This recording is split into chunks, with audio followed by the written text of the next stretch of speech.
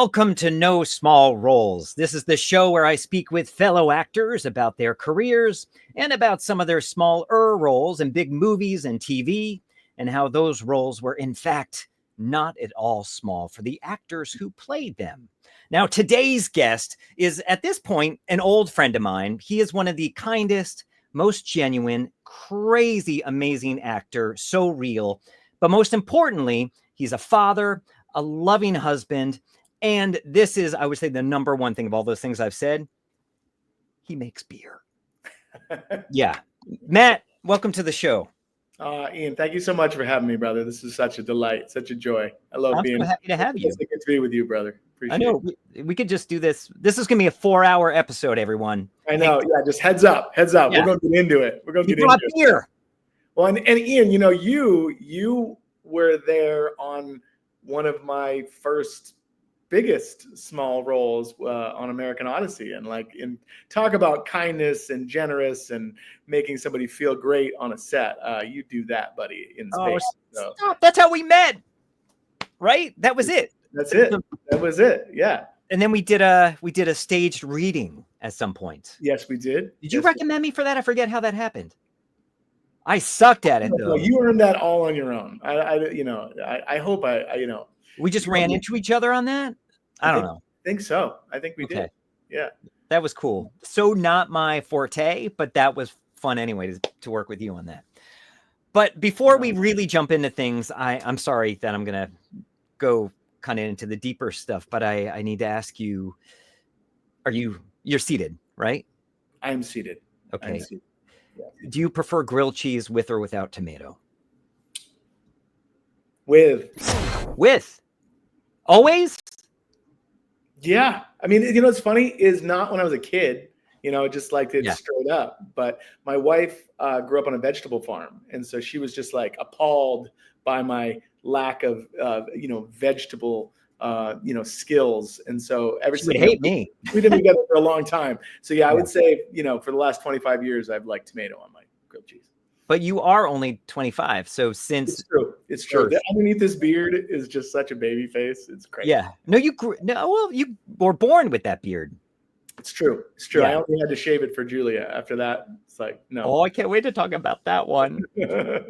So everybody, oh my God, I'll do this part now. I usually do this earlier, but everyone knows you from a whole lot of things. So you've done a whole bunch of indie shorts. So I'm not going to name those. They may have seen you in them, but that would have been at a festival or on YouTube or something. So let's just jump into some of the features. So one is Scooter MacGruber, Speak to Me, Anatomy of the Tide, The Hanover House, and then American Odyssey. That's how we know each other. We just said that. Tumble Down, Suffer Little Children, The Time Traveling Bong, Detroit, Daddy's Home 2, Castle Rock, Suspicion, Down East, The Tender Bar, Chicago PD, Alchemy of the Spirit, Hangdog. Did the dog survive? It does. Spoiler alert. Spoiler alert.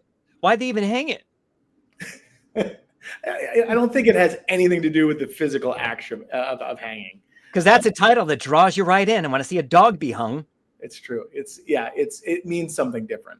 That I do know. Is it like a skateboarding term? I'm gonna do a hang dog. It is some sort of term, and maybe it's like a New England based term. I should know the answer to this. Yeah, you were not very method on this. You don't know. You should know it. No, that's okay. Let's just continue. Fine. Yeah. Drop the ball there. We're gonna work with that director again. Father figures.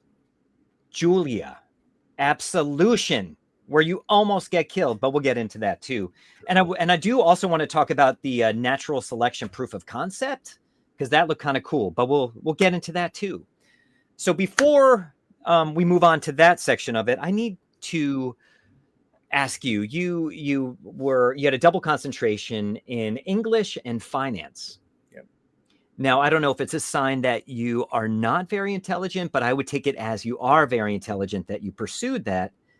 But I'm guessing you didn't leave that because you weren't doing well at it. But I need to ask you, why are you an actor? Why are you not that?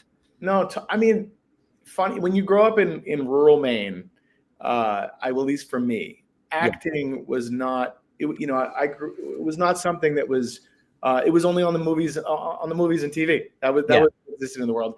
And I grew up as an athlete. I grew up as like a kind of a classic, go to school. You're going to go to college, play some sports, get a good job, that kind of thing. Yeah, I saw football in there. Yeah, so I discovered acting later in life. It was one of those things where after college, I realized that maybe having a passion in life might be great, and so I discovered it through community theater. And I honestly, like, I found it when I was about 20, in my early 20s, mid 20s, and I just fell in love with the stage and just kept auditioning. But you said, and I looked at your IMDb, it says, and I know you said later in life, but on IMDb it says late in life, and you said like 23. That is not late in life. You're a baby. But for a lot of actors, they start when they're kids or they That's start true. when they're young. It's like many of the stories you hear is like, I did, I started in junior high and I did I did high school musicals and those type of things, which for me, I was like too terrified to do that stuff. Like those kids were the coolest kids, Yeah, I agree. And so, but I'd always loved it. I always thought seemed really fun and exciting and cool. And so, kind of overcoming that fear came a little bit later, I guess, for me. But you were drawn towards it. It just seemed like sort of out of reach for you. And you're like, I'm the football player and the kind of more practical guy. Yeah, I think unless you have somebody in your life, and for me, is I met my wife very young, and she was a modern dance. She was in a modern dance company, and so I got kind of exposed to that sort of like this these artists, these performers, these incredibly talented human beings. I was like, whoa, this is something you can do. Until you have someone in your life that kind of opens that as a possibility, is like you can do this too if you want. It just didn't seem like, it seemed like another universe to me. And so, and honestly, shout outs to all community theaters across the world. Like those things are such incredible testing grounds for like art and passions. Like you go to these rehearsals with like, your dentist to your teacher to people that had no skills, that had amazing skills, that were just there, but everyone was there for the love of the game. And I think that because it's certainly not the money. Unless you're on Broadway. No, it's not. There's no money. There's no, you're doing it just because you love it, and you're getting to play characters that if you were doing it for money, you probably wouldn't have any business doing.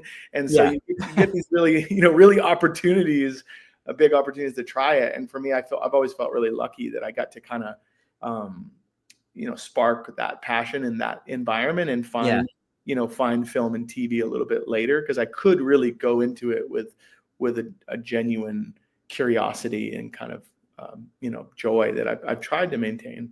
When you first got onto the stage, and I assume because you were younger, obviously there's a lot of roles for younger people, both in TV, film, and stage, all three.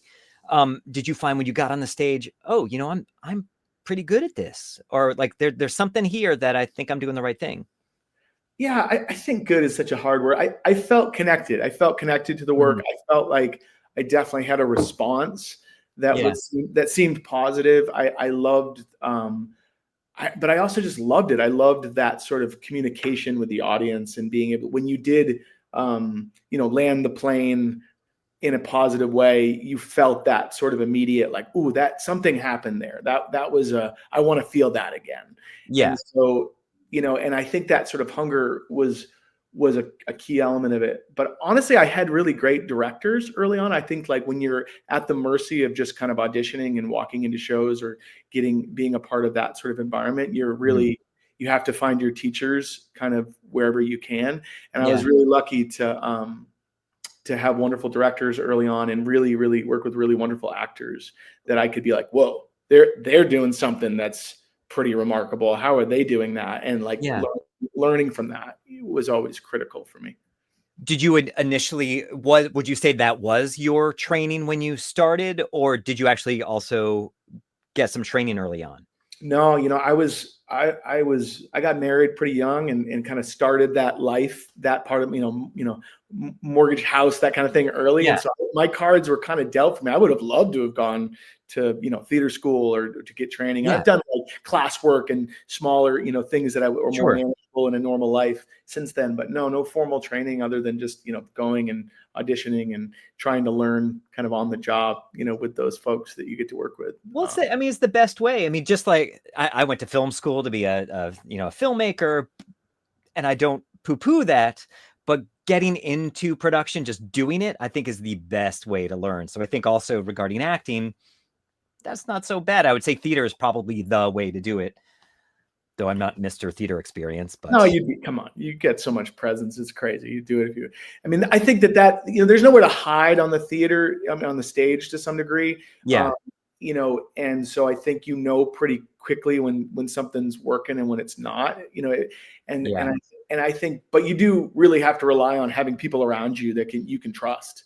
That can be like, hey, I don't believe you, Matt. You got to, what I mean? That kind of thing is so critical, because if you don't, then you can kind of be stuck in those mistakes longer than you want to, And then you don't grow as an actor, which you clearly have. Though beyond our reading, I've never seen you on stage. So I'm sorry, I haven't done that. Well, as you know, my friend, with family, the crazy part is it's a heck of a lot easier to schedule a, X number day shoot in the reality than like a 2-month, play. The last play I did a Portland stage show last year, which was wonderful, but it was, it was taxing on my family, and it was hard. It was I'm sure if you're not there at dinner time and all that and helping to, because you have young kids at this point. Yeah, they're pretty young. 8 and 5-year-old. Yeah. So, and they were stoked, and I wanted them to see me, pursue your passion, but you got to pick your battles there, Sure. Yeah. And also as in a couple and married life and kids and stuff, bringing in some money doesn't hurt. It's true. This world we have chosen, my friend, is not always the most predictable, is it? It's not in the least.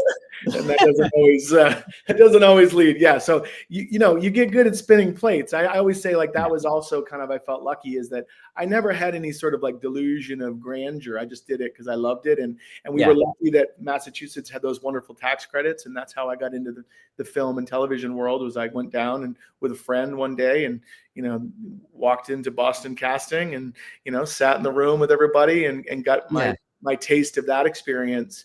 Was that through, you mean just auditioning or?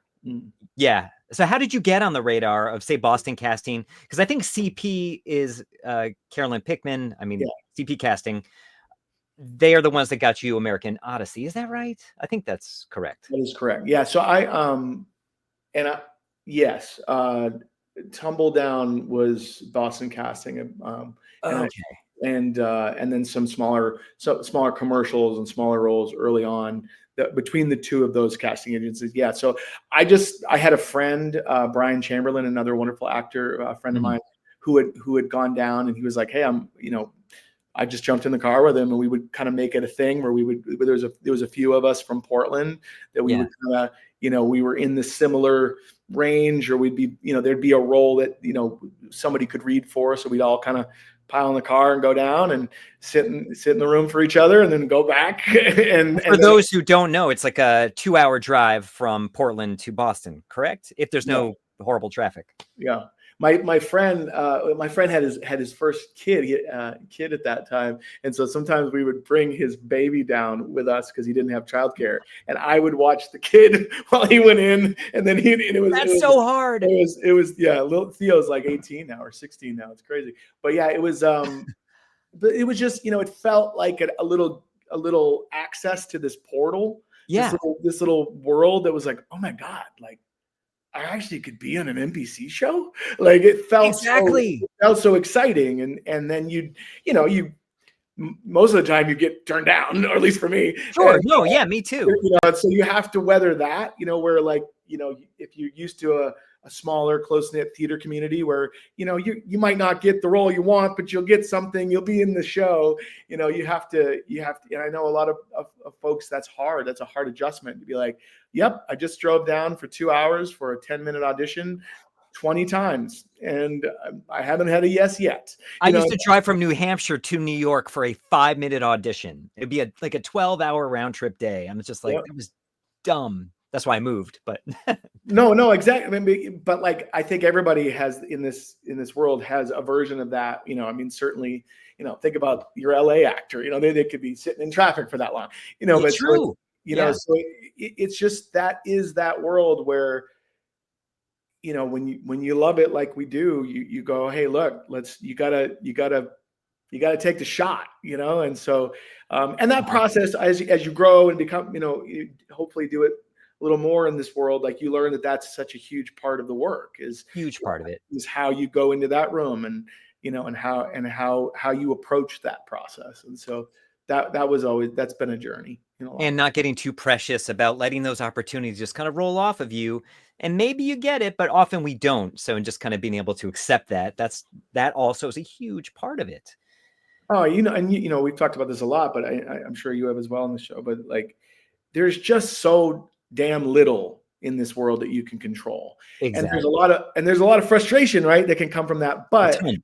I also find that there's some sort of like kind of Zen approach to that, where you know that's not going to change. And so if you're like, okay, well, it limits the variables of what, you know, I can put my energy and worry into. And I think that's really helped serve at least my mental approach to things. And when I talk about it with my kids and stuff, is like, hey guys, you know, you don't always get what you want in life, but you gotta go for stuff and Give it your best shot, and then it's out of your hands. when the phone rings and the stars align, you know, you can have these really magical experiences. And I think that's what we're all, you know, at the plate swinging for, right? You know? Yeah.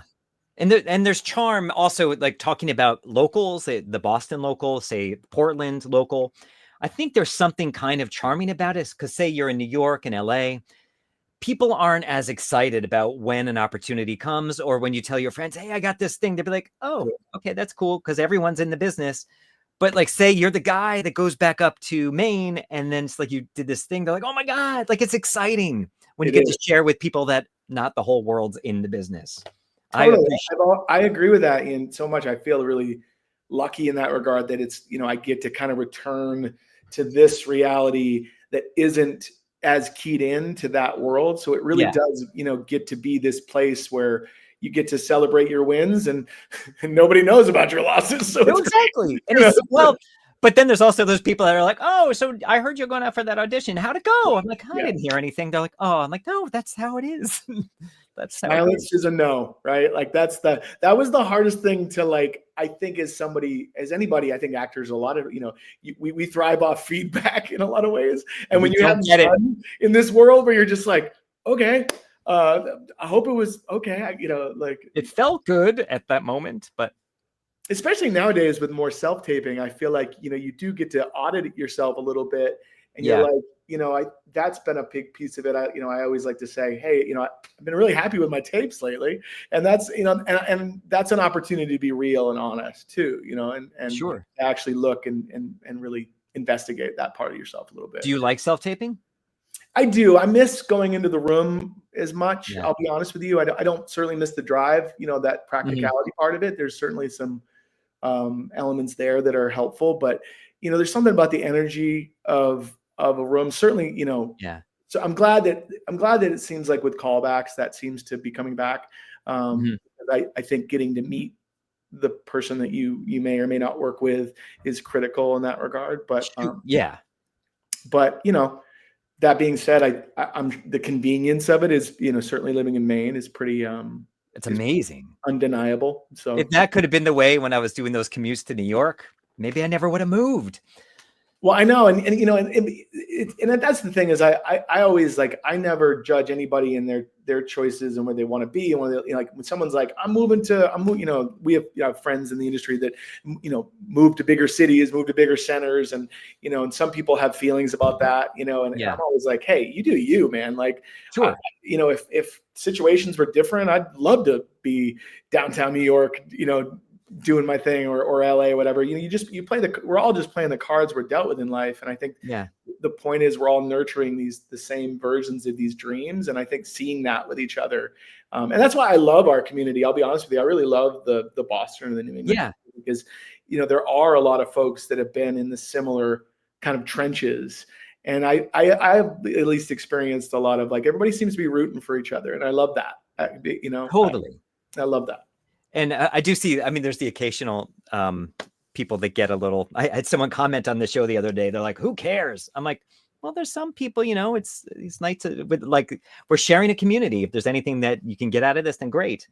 But I think in regards to, oh yeah, so in New York and LA, say you go there and you're in that center, you don't necessarily get the kind of opportunities that we get in, because it is a smaller pond. There are some really good actors, people that have done stage for years that are in some of the locals, but the opportunities we get are pretty amazing. And in the bigger cities, not to say it is a competition, but if there's a whole lot of one type of person and you're in that pool, it's harder to get those opportunities. Totally. Yeah, no, I think there's a lot of truly a lot of benefits of that market. And also, people that come to work in this market want to work with this community in a lot of ways, which I think is, which seems like, gives credence to the work collectively that I think everybody's doing. And building those credits in the local also helps to get the opportunities in the bigger cities. So it definitely helped me launch into New York City. Yeah, totally. No, I mean, I think the goal, I think ultimately every opportunity is somewhat equal, depending on the credit or whatever, obviously, or the size of the project or whatever. But, when those bigger projects come to our neck of the woods, I think, it's super helpful knowing that, okay, hey, this person's been in that environment. And, I think that there's just that working relationship. All right. They're not gonna freak out. They know what they're doing. They've seen it before. Yeah. That's super helpful. They work with a big famous person they've seen on TV or in the movies. And I think once you are able to, you don't need that. You don't have to have that credit to work. You could be the right fit, and you could, I'm not saying that, but I do think that that does, in my experience, having opportunities outside of this market, like, I think that knowing that they're like, okay, you've been on that kind of set before. The fact that it's in Chicago versus Boston didn't really matter. It's like, you're gonna show up and be a professional either way, and so.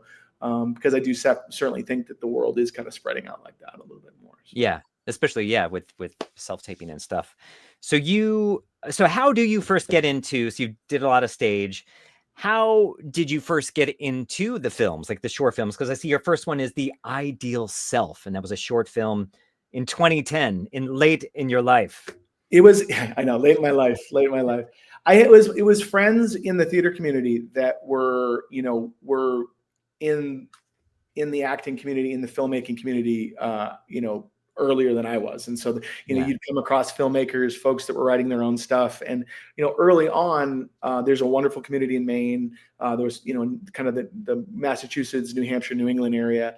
And so I would come across these wonderful actors that were doing these projects and get the opportunity to do these smaller, indie films, people that had a camera, people that had gear. And for me, I'd never been, I just wanted to get that experience. So, and I did a lot of extra work, in Boston Casting when I would start doing that just to be like, I want to be on a film set. Yeah, see how it rolls. Yeah. I want to know what that is like. I want to, demystify this experience a little bit, because there is certainly an intimidation factor of the style of the camera's gaze versus an audience gaze, and that sort of. There can be a lot of pressure in that regard if you're not comfortable with it. And so that was really helpful, just to do these projects with people that I liked. I was probably terrible. It's like you're doing these work and not knowing anything about film and TV, and not necessarily having folks that can give you the best guidance, but you're just kind of winging it and trying it. And so you mean on these shorts? Is that what you're talking about? On the short, yeah.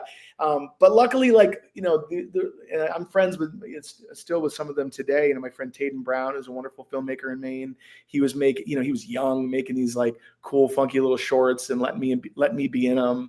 And so just kind of, demystifying that process of what making a movie is like. And so and then going to those, being an extra, being on, the bigger films where you're seeing Christian Bale and Jennifer Lawrence and these people do their thing. You're like, okay, cool. Like I can see some of the through lines. I can see what's going on here. And so I think I know the set you're talking about. That was a tense one.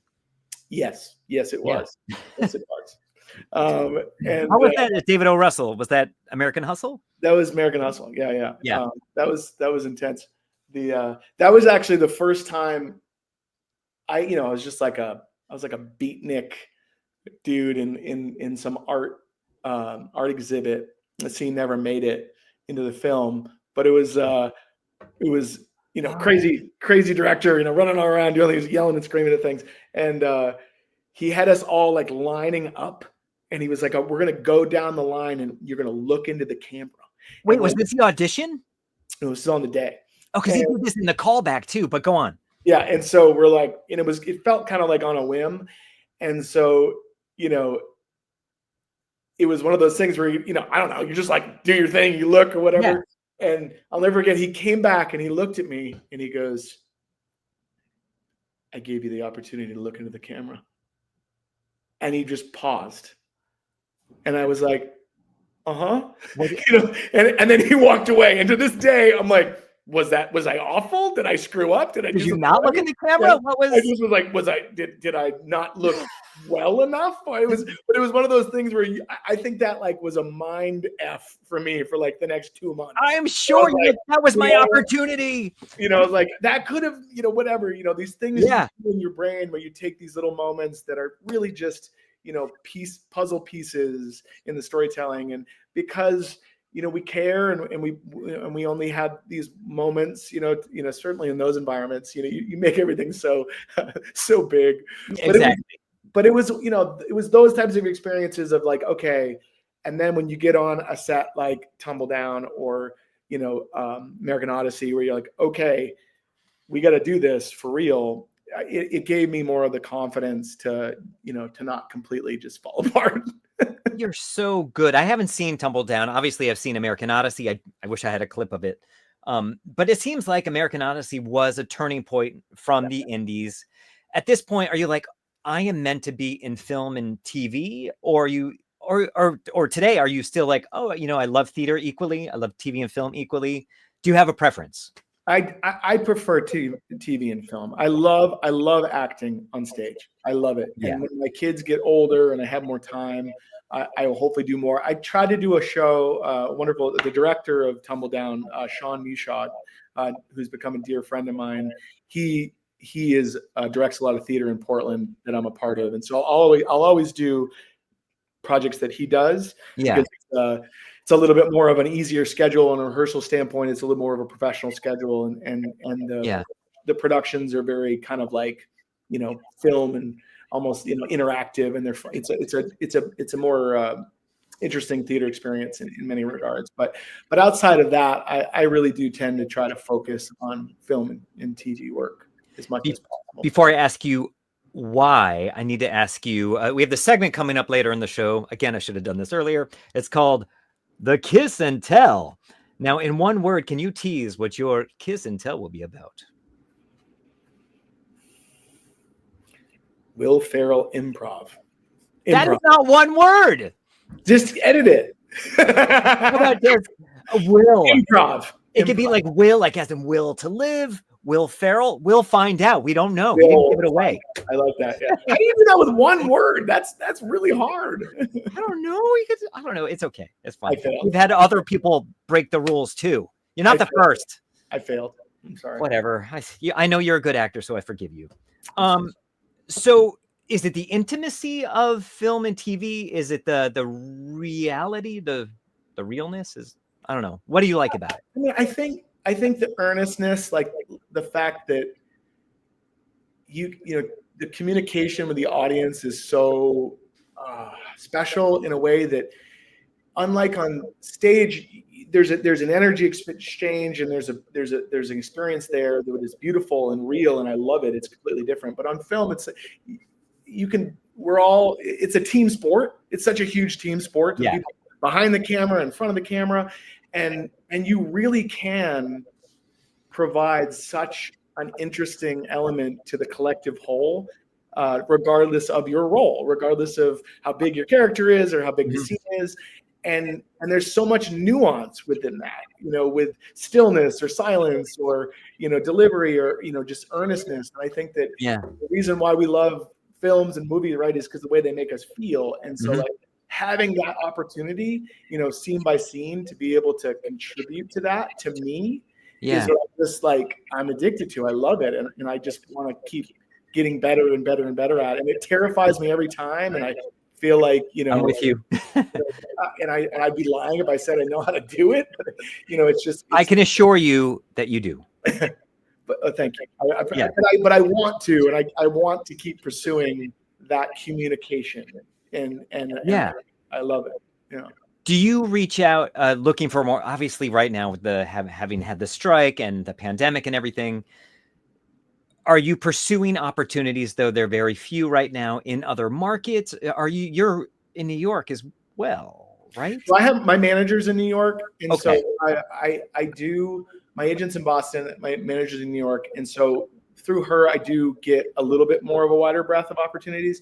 I Yeah. try to stay in contact with filmmakers and people that I've had a genuine connection with. I try to, as much as possible, without being annoying or whatever, following up and staying in connection with that. That's kind of That's good. that I try to do, just to not to just be like an ex-business guy or something, sales guy. People that I feel like, hey, if an opportunity to ever work with them again, I want to maintain that sort of relationship. Which is not always easy to do, but like I said at the top, you're such a kind and genuine person. Not, some people can come across, and no judgment of other actors, I'm sure I'm a weirdo, but on set you're so kind and genuine that I think people trust that you have no other motives, and you're not going to stalk them.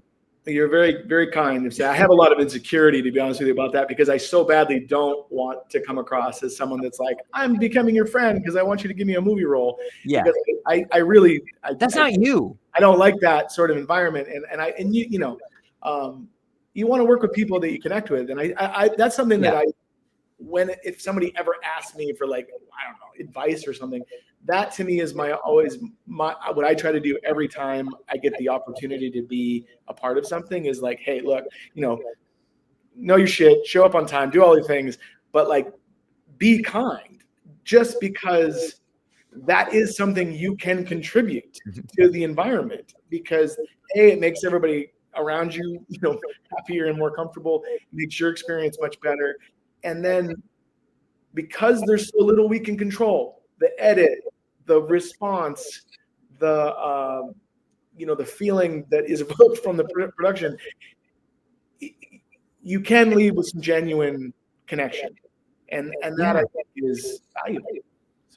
Do you find that on some of these bigger productions that you can make those connections, or is it more in the indie world? Because I feel like can be somewhat of a wall up between, when you're on the bigger projects, everyone's kind of protected because everyone wants a piece of these people who are well established. You have to be aware of that. Yeah, I would think yes. I've been lucky, I think, in some of the bigger projects because I'm like a dude from Maine that just kind of, there's like, oh, that guy, he's from up there or whatever. But like, puts their guard at ease. Yeah.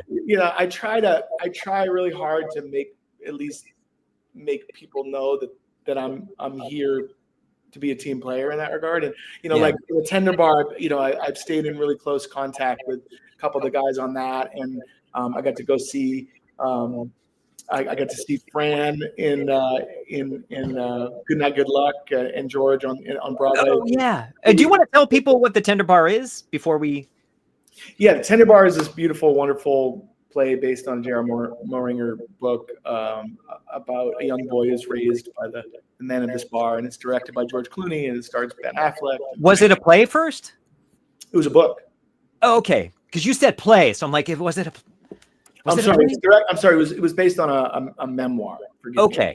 I must have misspoke. I'm sorry. I'm so mad at you. Yeah, but it's and so it's a beautiful book. Wonderful book that's beloved by many people. And so the film was this wonderful experience to get to be with some of my favorite actors and people in the world, and certainly George. And I will say too, George Clooney creates an incredible environment to make friendships and connections on a set. I will say that he's so disarming in that way with his celebrity. He's very lovely. You can tell he connects much more to the his roots of being an actor, that he kind of puts you at ease. That's good to hear. And so it was and then that environment of like kind of during the post kind of COVID-y times where we were in those bubbles, I think maybe that helped a little bit again. Oh, that filmed right in the middle of COVID. Yeah, it was like on the tail end. Things got easier as the shoot went on. Okay. That being said, it was like I was like locked in my hotel room because I'm like, I'm not being weird to go get COVID and miss this opportunity. No, of course, you must have been like, "Stay away, everybody." It was hilarious, but yeah. So like and Julia, I felt honestly, was another example of just. Do you mind holding for 1 second on that? Because I want to play a clip from Tender Bar first. Is that cool? Of course. Here's a little clip from Tender Bar. So you played in this. You're one of Ben Affleck's buddies, sort of like his little circle of friends, right? Yeah, I played Joey D, like one of his friends and the kind of the merry men in the bar. Here is Joey D. Chad says you're insecure at Yale. Nah. Well, hey, it's the same as prison.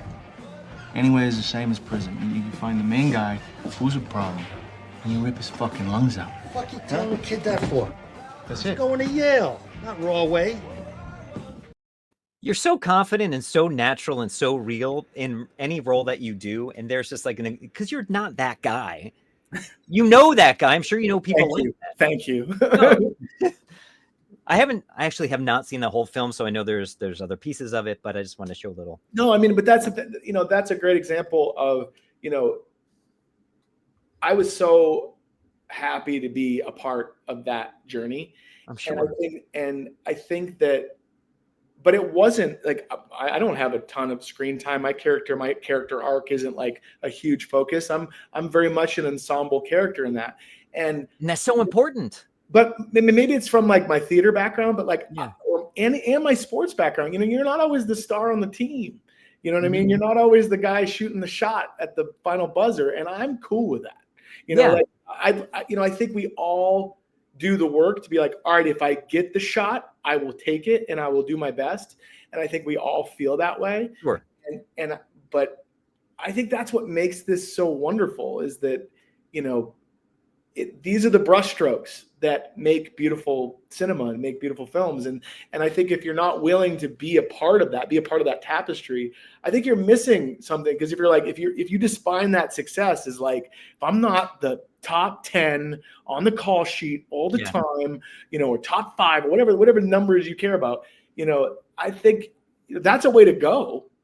It's, I'm not going to judge, but it's setting up maybe some missed opportunities where like that was like the coolest 2 months of my life. Like I can imagine. You know what I mean? To get to learn from George Clooney on a daily basis, see Ben Affleck and the preparation that man puts into every flipping scene, and then get to make some dear friends. It was really special, and they could have cut me from the damn film. I would have been bummed, but it still would have been a great experience. It would have been really hard, I imagine, to cut you. And another thing about No Small Roles, imagine this film without your character in it. Those little, the way you color the film with these, like that scene there, it's so important to have these characters. Without them, then it's a 2-man play or whatever. We've seen those movies, right, where they lack that sort of shape, and exactly. And I think that's why I do feel like collectively folks are graduating to look at like White Lotus and these shows. There's so many. I mean, look at Julia. There's so many, so many colors of characters, and I'm sure everybody on that call sheet in Julia wished that wanted their arcs to be this or that or whatever, and But to me, like that was such a great example of a show that was a dream. And hey, I'm going to sing your praises for a second. If people don't know this, stop. This man comes in the show. He has this wonderful opportunity to play opposite David and have this incredible role. And he was so amazing, and he's so kind and amazing. Yeah. They gave him another role, and you were like a perfect example of someone that shows up, does your job in such a wonderful, kind way. You're so talented, so good. And that creates opportunities. And like, I always think about that. I was just talking to somebody about that. And you got an incredible scene in that show. It was so cool. That set was extraordinary. That was a set where everyone was there for the right reasons because they loved it. Everyone was so kind, so good to each other, which made us just want to do the best we could. And it didn't seem like it wasn't a judgmental set. It wasn't like we were under. Obviously, you want to do well because the level of actors, Sarah Lee this year, oh my God, and David Hyde Pierce. No, I mean, that's, that was, I felt a wonderful example of, of just be happy to be on the team. And you had 5 episodes. 5? Is that right? And I had 5 episodes, and my characters sprinkled in there throughout, and it was, but I literally, that experience was one of my favorite experiences as an actor. Mine too.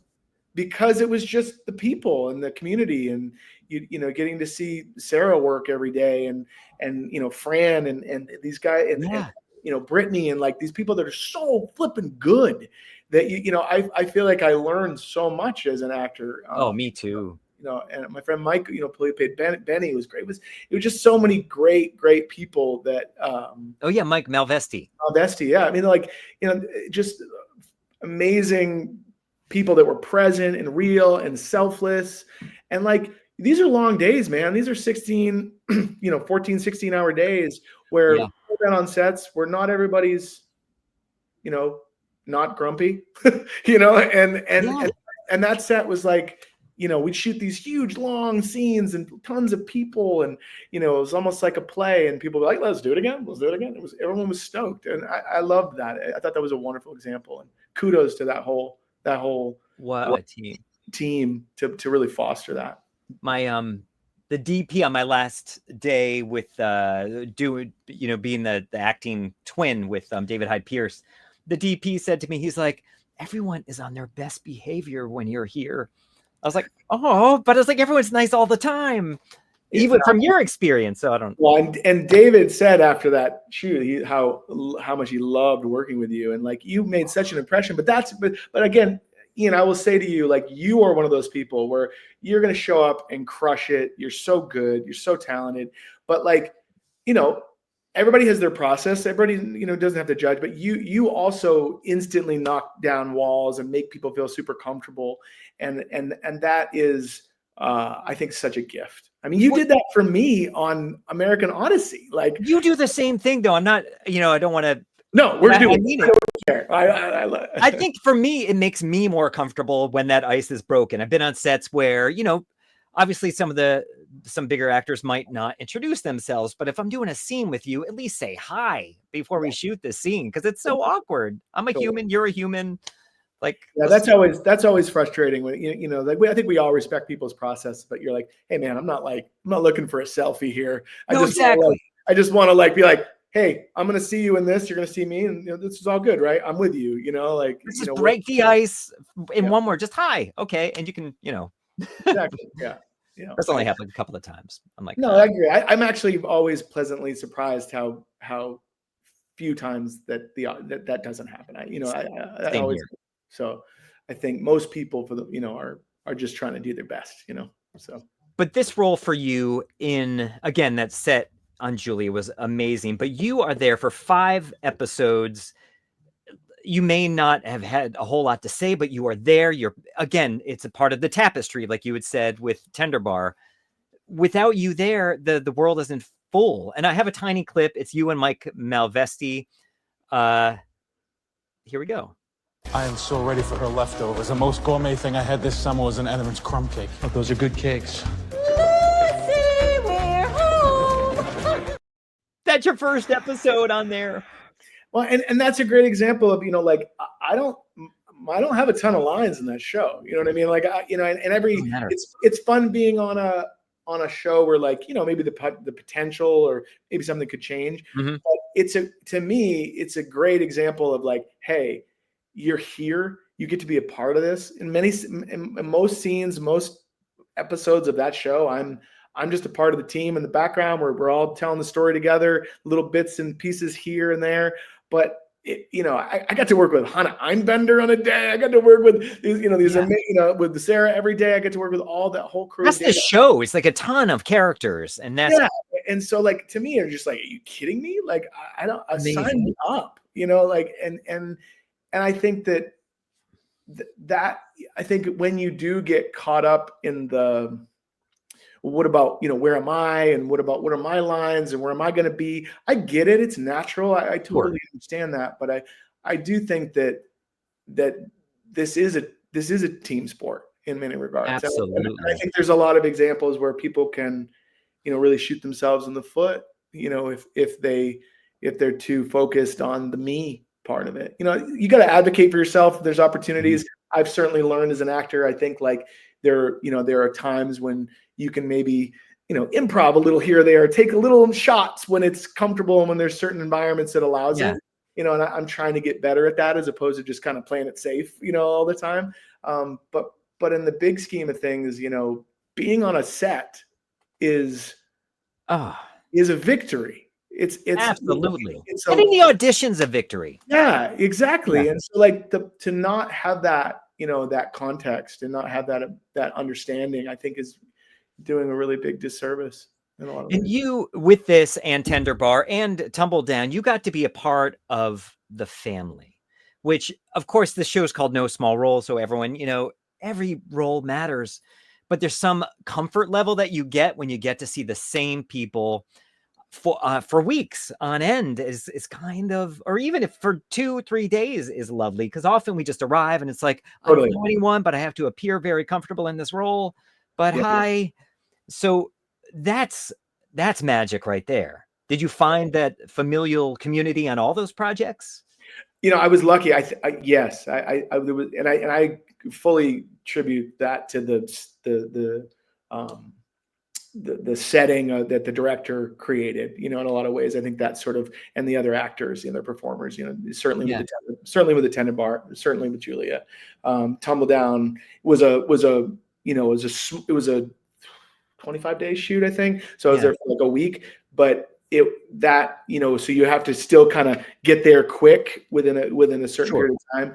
But everybody, I think, kind of has that sense of like, hey, we're in this together, we got to do this, and let's go. And I loved experience that, because normally when you first start doing, you get a day player role, you get a smaller, you're very like, you're in, it's very hard to make that sort of, deeper connection, when especially on a guest star role or something like that, where like, they're going to see 10 more of you, than in the season or whatever. Sure. And so, but I still feel like even in those opportunities, and I'm sure you've experienced this as well, that like, even more so, you have to just be like, go with the flow and read the room and be available, emotionally, because and often stick to your lines. And be present, because I had an experience on Chicago PD that where those are those things where you get in and you're like, you're in the system, man. You're like, hey, this is where the guest star stays, this is where you go. And but the directors are usually changed out, which I thought were helpful. And they've done like a lot of movies or music videos. And so they want to make, their mark too. And so, but there was this wonderful experience of just like knowing like, hey, all right, stay with the program, but then pick and choose your spots and be ready and be prepared. And then, advocate for yourself when you can. But I found like just taking that sort of professional kind approach, that even the folks that see new people all the time really responded well to that. And it helped me hopefully achieve a better result, because it wasn't that sort of like, oh God, I got 2 shots to make my mark. And, then we're going to, I don't want to be the one to screw it up here. Because you could lose yourself in that regard. And so they have a whole episode of lines to learn, and I've got these 2. Exactly. It's a challenge. So I want to ask you, you did this proof of concept thing called Natural Selection, where you are the production value on this thing. I haven't seen it, but you shared some videos and pictures from it, and the production value looked amazing. And you're like fighting creatures that aren't actually there. What was that experience, and how is it working with, say, a monster that's attacking you that you can't see? Dude, that's what I love indie filmmaking. So that was made by my friend Alessandro Chalet, who's this wonderful actor, wonderful director, filmmaker in up here in Maine. He's been all over, but he's in Maine now.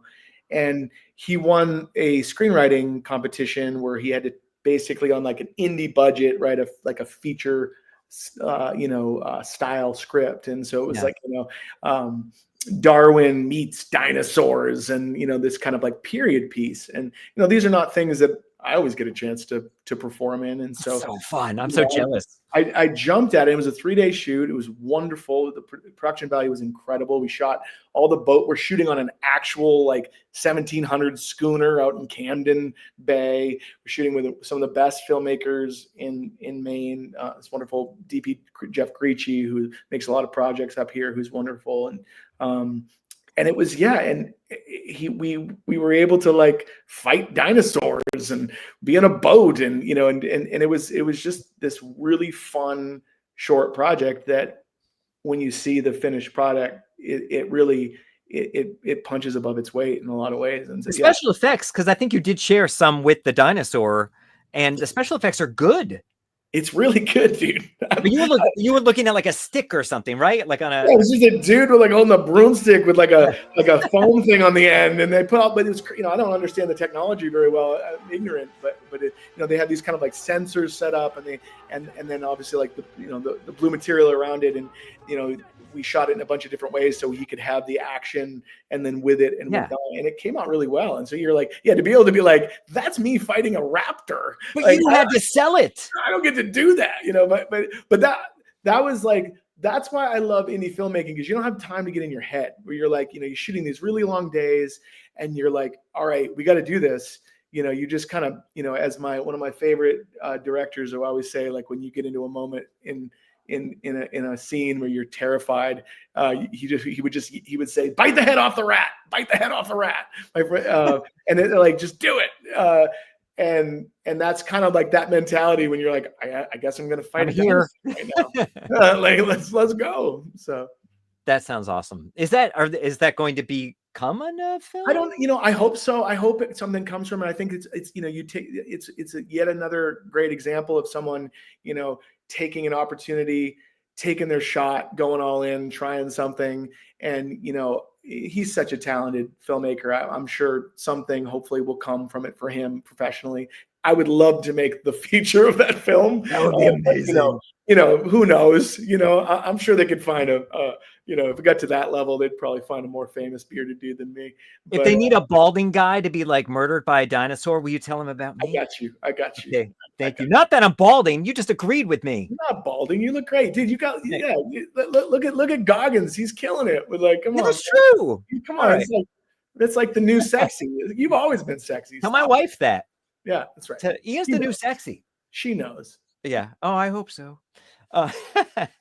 So it seems, obviously I don't want to keep you forever, but it seems at this point that casting really trusts you. They know you have something unique, and obviously everyone has their uniqueness and how real and genuine that you can be on a set. So you've gotten some really lovely opportunities, and you get killed by I'll say this for my son, by Qui-Gon from Phantommenace. You almost get killed by him. Oh, that was, talk about a fun day, brother. Oof. Tell me. I mean, this is a great example. If it's a Boston project, you get these auditions. What's it called? Absolution. Okay. Yeah, by the wonderful Liam Neeson, and Hans Peter Moeller, amazing director, and. You audition. That was one of those classic examples. You audition for something, you don't hear for a while, and you like assume that it's a no, because that's what silence means in our world. And then, within a matter of days, you're like heading down to Boston to do an in-person. This was my first in-person callback since COVID. This. Oh, wow. Yeah. And so Hans really wanted to meet people in person. And so that was a thing. It was like, oh God, do I know how to go into the room? Sure.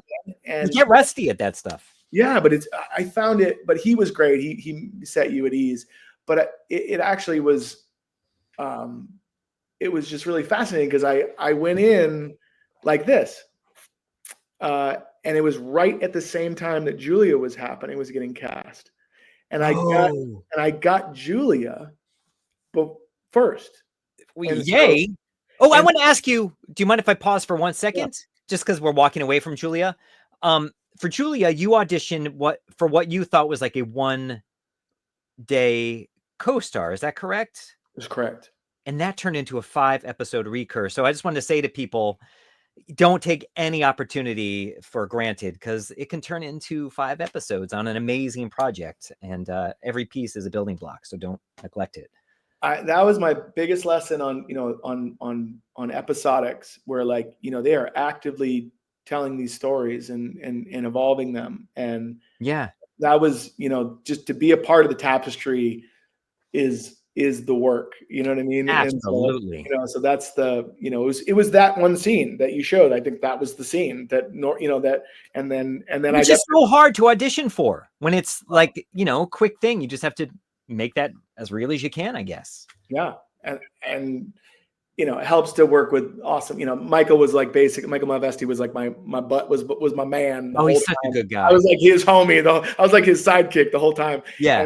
And that was the biggest gift ever, because that was such a joy to get to work with him every day. And but yeah, that was a wonderful thing. We're like a wonderful surprise where you're stoked to get the one day, you're stoked to get the one episode, and then you never know. And then they call you back. They want you for another, and then another. It's like, yay, residual. Well, I had gotten that, and oh yeah, and there was some gap. They hadn't made a decision yet or anything, or I hadn't heard back from Absolution, and so I took the Julie role, and then I got the Absolution role, and I said, all right. I said, hey, heads up. I just shaved my beard, man. I just shaved my beard. And they were like, yeah, no problem. And I was like, oh, cool. And then I sent them a picture of what I looked like. And they were like, we're going to need you to audition again. What? So I auditioned again for that role. And I've never heard of that. I owe everything. Hans Pettermoller, the director, I think he really advocated for me, which I'm forever grateful for him, because he really gave me that opportunity. I think. Who wanted you to audition again? Was it producers, or was it? I don't know. I have no idea. Somebody did, and but it was fun because it was a very big confidence builder in the midst of working, because I was like, because I got it again, and wow, and it was a cool scene. It was a very a scene that I hadn't really got a chance to do before, and so with a shotgun. Yeah, it was this like, you get to, it's like it was like a dreams. It was like my 12-year-old boys, like I get to roll up on Liam Neeson with a shotgun and go after him with a couple stunt guys. And should I show it? Just do it. I had technical difficulties trying to rip this scene, so I just filmed it off my TV. So here you go, everybody. Low quality ripping.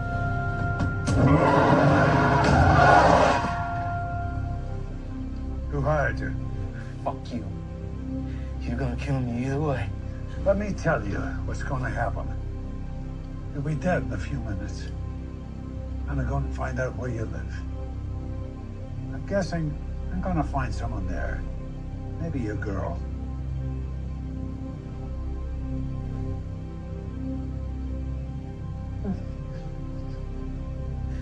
He's a big motherfucker. Big spider tat on his neck. Now, the audience can't really see because of my low quality, grabbing of that scene, but it's really emotional.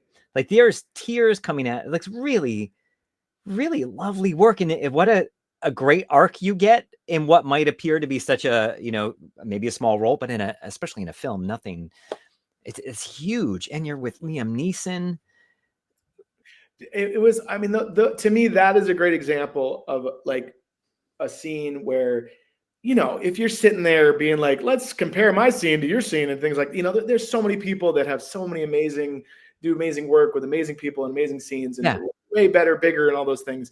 But for me, to get to work with like a hero of mine, to have even any sort of emotional arc that you get to attempt, gold, like that.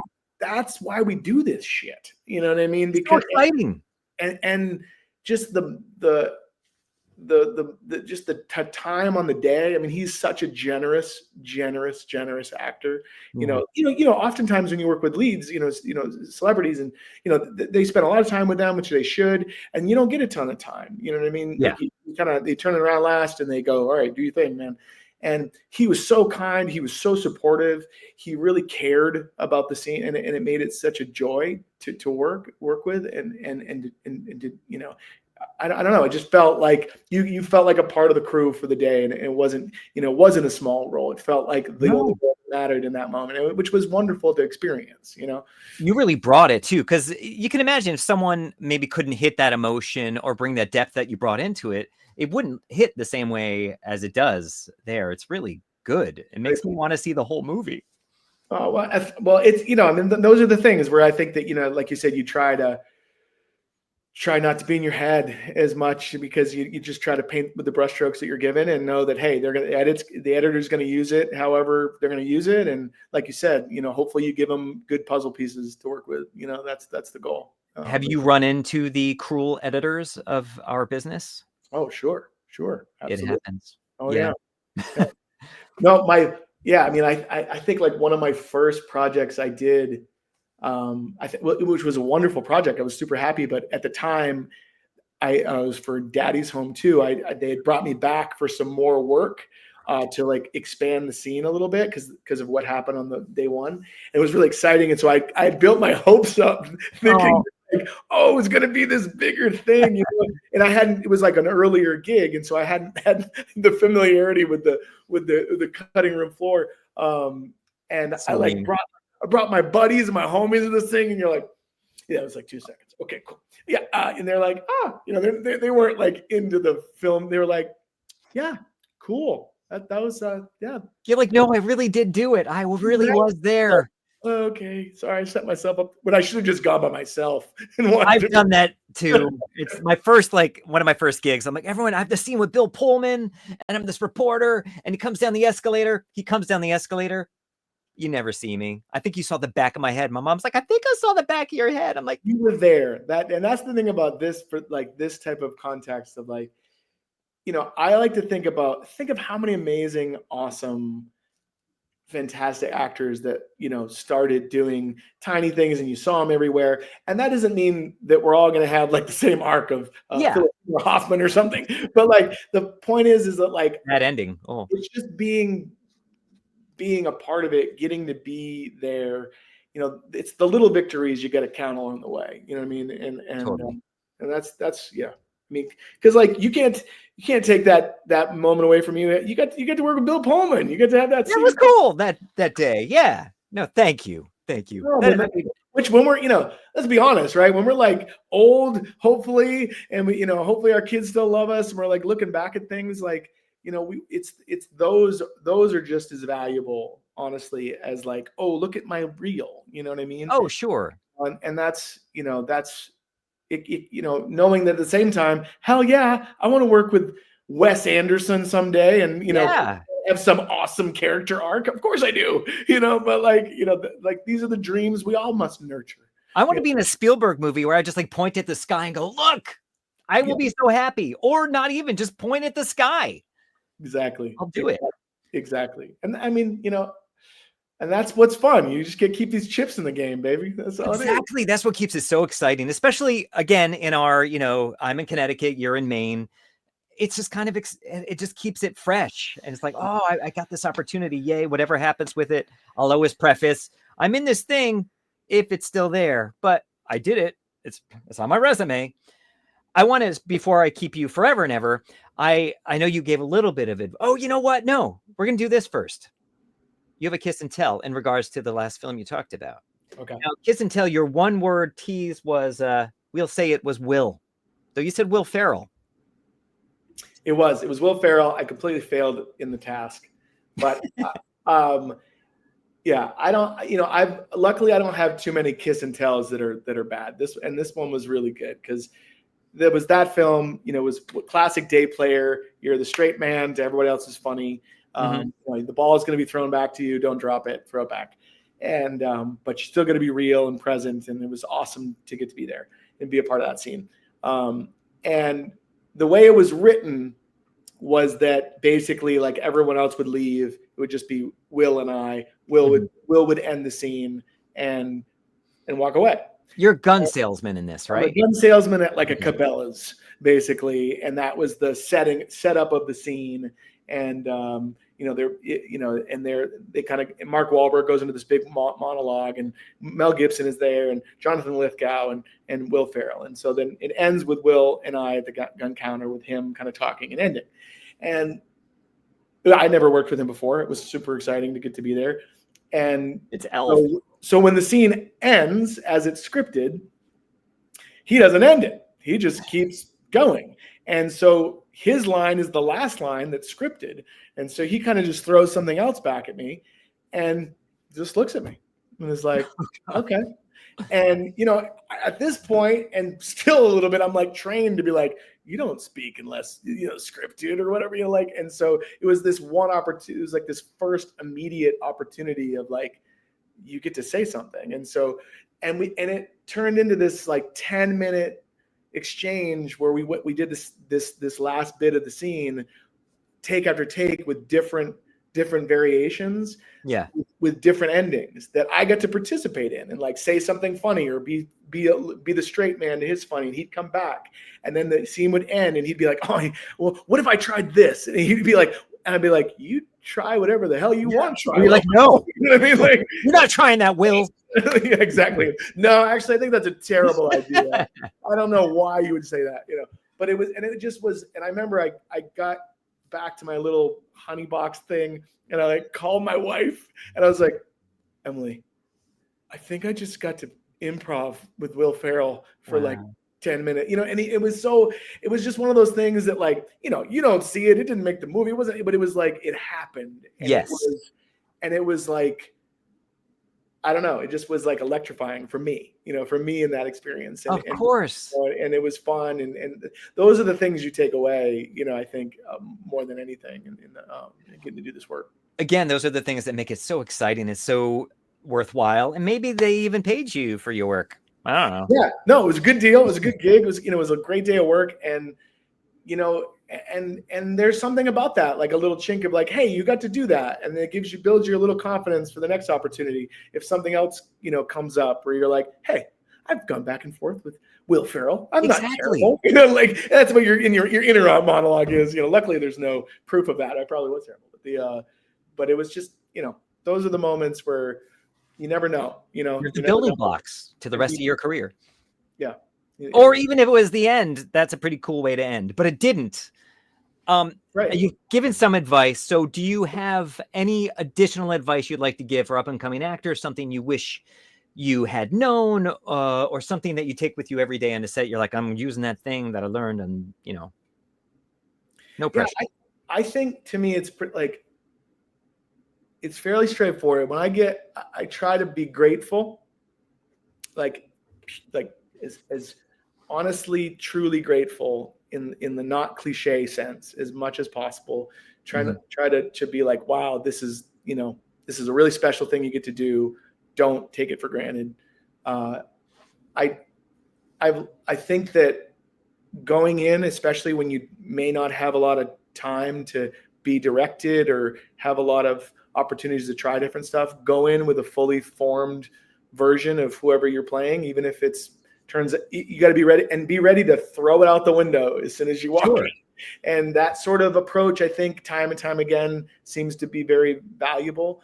And then just don't take myself too damn seriously at all. There's a special quality to being like, hey man, like these are moments happening right now. Enjoy them. You don't have any clue what's going to happen from all this. Hope for the best, do your best, and let the chips fall as they may, man. And again, it's not brain surgery. It's entertainment we're making. It's not the end of the world. Everyone can't, just be real, be honest, be kind, and hopefully you can make people laugh or feel something and give yourself an opportunity to do it again. Awesome. Now, is there any dream opportunity? Specifically anything you're like, oh my God, I want to work with this person. I want to play this kind of role. Anything like that. And again, I know you are humble and you like to appreciate every opportunity in a genuine way. But anything that you're like, oh man, that would be the best. I have like actors who I love and like would love to, to get to work with and do I would working with George Clooney as a director, I'd love to act with him someday because he's so damn good, and that's like a dream. Honestly, like Wes Anderson, anything, like he's like my favorite director of all time. Like I would be the whatever on that set, that sort of experience, those Royal Tenenbaums, love that movie. And I'd love to play role like full circle to like my old life. I'd love to play like a football coach. I'd That's love so doable.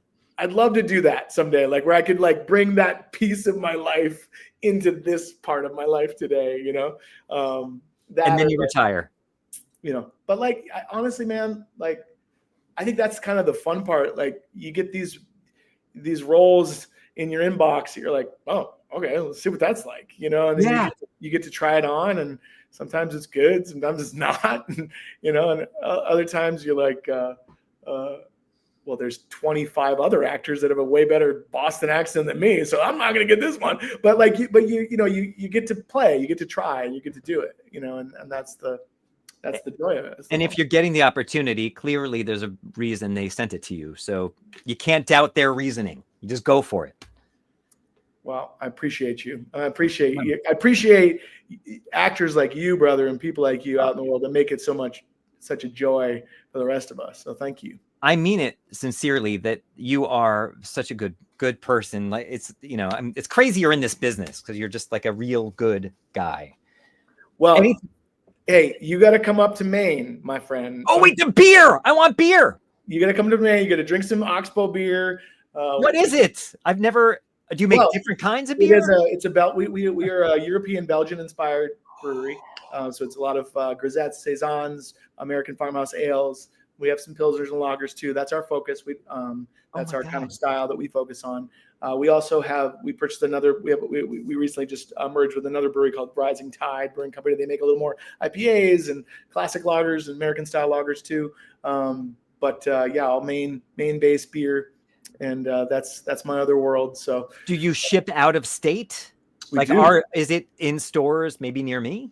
There is. Yep, we are in your state. Yep, we're in like 17 markets across the world, which is cool. We're still a small brewery. We're only about 6,000 barrels, which is fairly small. What's it called again? Oxbow Brewing Company. Oxbow. And Rising Tide Brewing Company now. Yeah. I love me some Belgian beer, even fake Belgian beer. I know. Yeah, we're inspired by. We're not. There are. I'll tell my wife. They're our inspiration for sure. But I'll send you a goodie package anytime you're up this way, brother. You come up anytime. I'd love that, and meet your family. That'd be really cool too. Love that. Yeah. Thank you for your time. Anything you want to promote other than Oxbow beer, which I'm promoting because I really want to try it. No. Yeah, I'm in my other world. I'm head of a nonprofit called the Norway Opera House, which is a beautiful 500-seat theater that we're renovating near my hometown, town called Norway, Maine.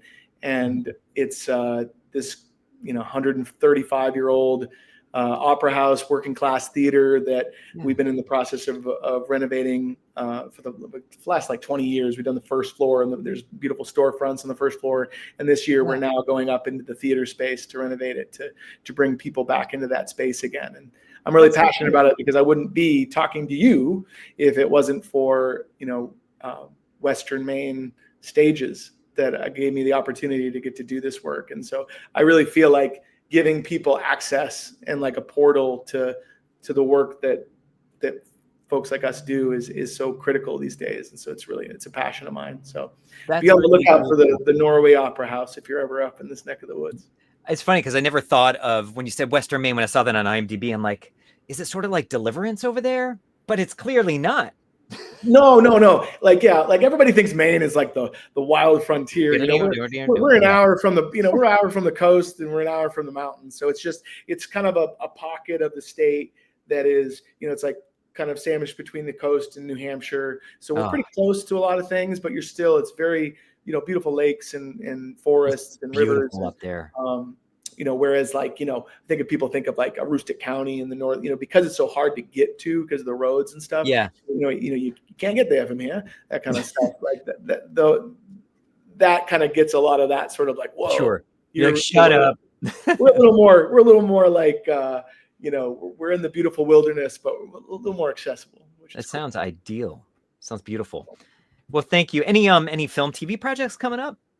You know, I got the opportunity to work on this project called The Drama. Okay. A24, Christoph Borgli directed project. A24 is amazing. With Zendaya and Robert Patterson. And so again, you know, apropos, don't know if you'll see me, but We'll be looking. But it was a very wonderful opportunity to get to work with incredible production. So again, another example of just a wonderful experience that I hope myself and you all get to see. But it was, if not, it's going to be a wonderful production because the people in it were just amazing. But you know, that's awesome. Then just back up to the plate, taking the swings, baby. And doing the most important thing, being daddy and husband and doing all that stuff and making beer. Sorry. Well, thank you very much for your time. Hang around for a second. I'm going to play this little song that we have. But everyone, like, share, tell your friends, comment, and tell everyone how amazing Matthew is. I'm going to call you Matthew because, you know, that's your actor name. It's Matt. I mean, do people Delamater or Delamater? Mater. Delamater. Okay. And Matthew is fine. Matt is also fine. Okay. Thanks, Matt. Appreciate you, brother. Appreciate you having me. This is oh my God, thank you so much for doing it. And for it's been like 4 hours. I apologize. I love it. I'll talk to you forever. Here goes a beautiful song.